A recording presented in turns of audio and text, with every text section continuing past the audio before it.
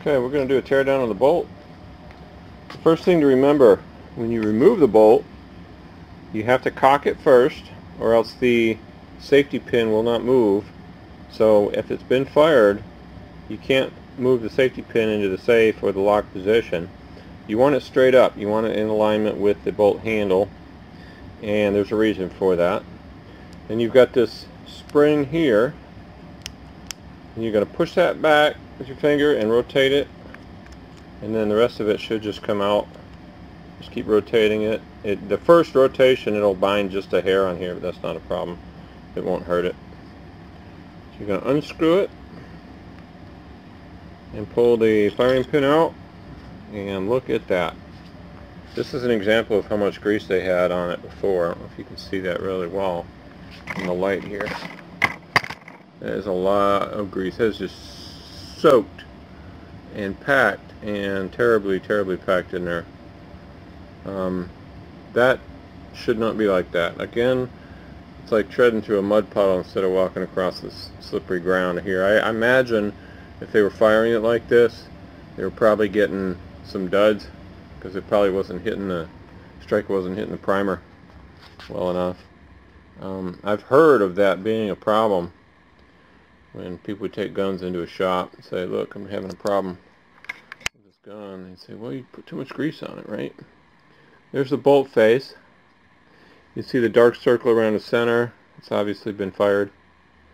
Extractor clip and claw looks good, which is a big deal for me. Sometimes, I mean, those can get broken if they're mistreated, but they're pretty sturdy, especially for this model. Let's remove an extractor claw, and I'll tell you why this video took so long to make. I've removed this bolt.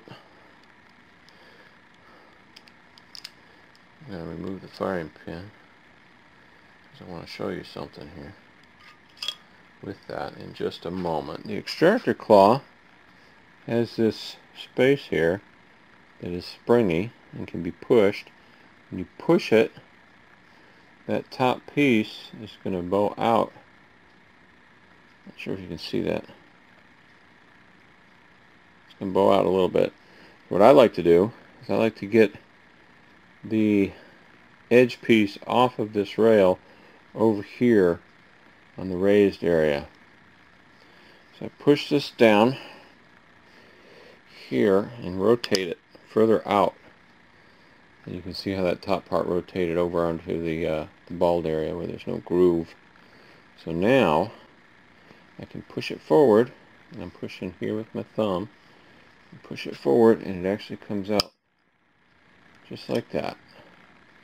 And you see here's where it attaches to the collar, and this collar comes loose, so it is hard to get back on. So that's the extractor claw removal. These are somewhat hard to find.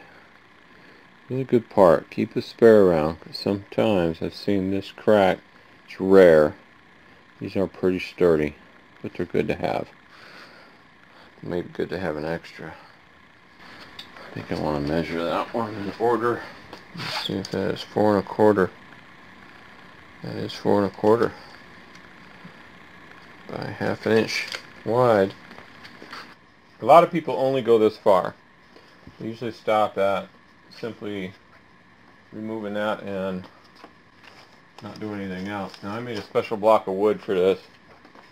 Drilled a hole in it and made it, you know, really tall, so this firing pin can fit down in there like that. And then I will pull this down and rotate this guy and lift it off and let it up slowly to get that apart. And this, be careful with this safety piece, because it will come out when it's all the way turned all the way to the right. If you turn it all the way to the left, it won't come out. So it will fall out. We're going to clean that, and we're going to clean this up a little bit. That's, geez, too much grease, guys, but I'm kind of glad you did that. I guess it's some preservation stuff here.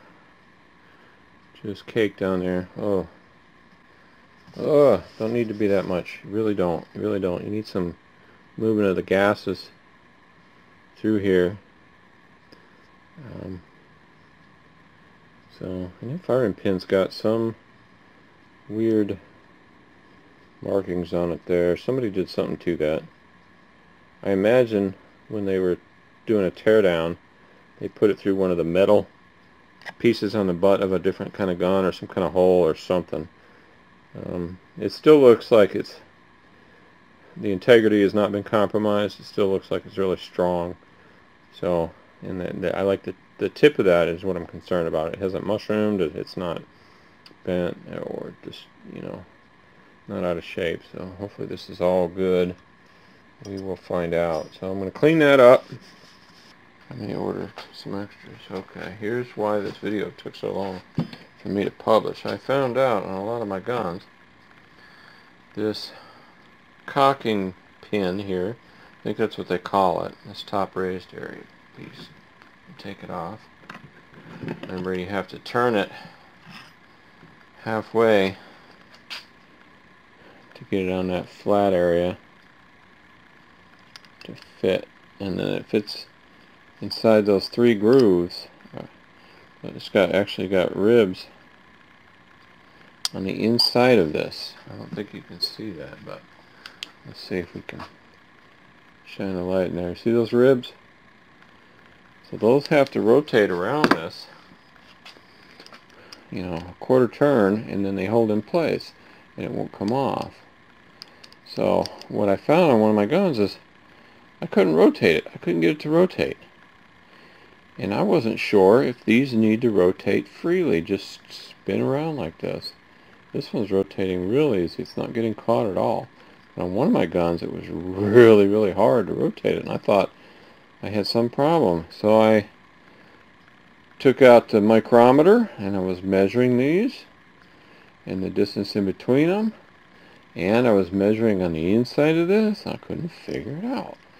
So I started exchanging parts with other bolts to try to see if it had the same effect, and the problem was actually, the problem stayed with the cocking pin here, or I don't know what the hell you want to call this thing. There's a diagram link below, so in the description, so check that. But if the problem stayed with this part, so I thought about ordering a new one, but what I realized is that some of my bolts, it's actually really tight and hard to rotate. So I ended up forcing it, which you probably shouldn't do.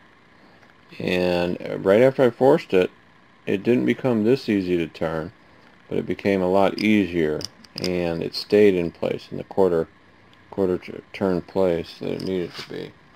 So that was a lesson learned. Alright, we're going to put the bolt back together. I did take the extractor claw off of this. It had a lot of grease in there, and I did clean the grease out of the spring. It still has a light coating on there, but that is, most of these are polished and clean. I did not put any polish on any areas that were like the inside, just surface areas. So I polished this. I did not polish this or anywhere where there's going to be contact to other metal contact with the polish. This bolt has a cuff with a lug, and this extractor claw, this little piece here where my thumb is touching, is going to ride down inside that groove, normal action. So you want it higher up here on the smooth part so you can get it down in here. And the way we're going to do that is we're going to try to get it started, and then we're going to put a lot of pressure on this part right here. We're going to push down here. It's going to lift this up, and then we can also pull it down towards us. See that? Now that almost lines up. When I rotate it this way, it should fall into that groove, and it's almost fallen into there. There, a little extra push. Now this should rotate freely, And okay, now that the extractor claw is on here and rotating properly, we're going to set this guy aside, and I'm going to get my special tool out here. Put the spring on the firing pin. Notice there's a flat edge to this, right there and there. So these pieces have to line up, because there is a flat edge in the center of that, and also on this piece. We've got to get the safety in here. That was removed. Got to make sure it lines up that way. We don't want it down on either side. And there's some reasoning behind that. Everything here has to line up for a reason. See how it's going to go inside. The safety's going to catch inside this groove here, and we need that to line up with this. So let's get this going. We got to pull this down. Be careful, and you got to line up the flat. Get it down far enough so that this can rotate the other way. So I got the safety in the upright position. Pull it down, put it on flat, and rotate it that clockwise way. Try not to pinch your fingers. And there. So the safety catches the firing pin in the back position. That way you can reinsert it properly into the bolt. That's the reason you want it in that position. Spin this around. It's gonna, that spring there is gonna barely rub against the handle. One more turn, and it should click into place. There we go. Get an audible click, and this is ready to go.